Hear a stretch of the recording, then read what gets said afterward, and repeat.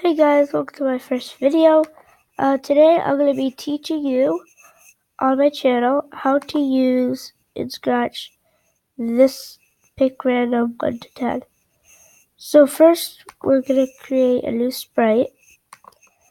We're going to just make it like a circle. Big circle like that. Okay, now that we got our circle, we're going to say events when flag clicked, a forever loop, an if statement. Okay, so if touching, we're going to say sprite 1, hide,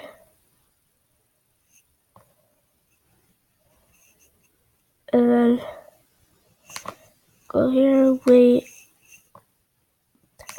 Okay, this is where this comes in. Wait, let's say 1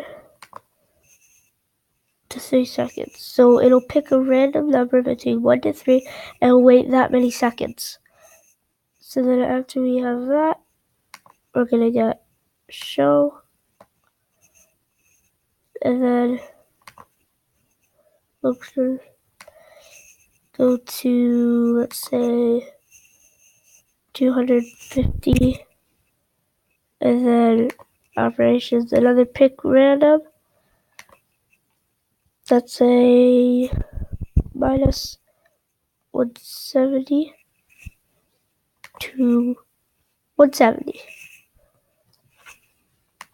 Now let's play. And then it randomly spawns. When we touch it, it goes away. It'll spawn in a different spot. So that's really how you use it. You can change it, instead of 150. Wait, over here. Let's change it to 55.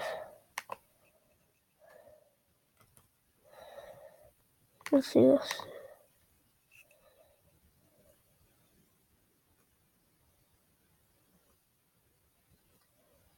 See, then it'll spawn like over here.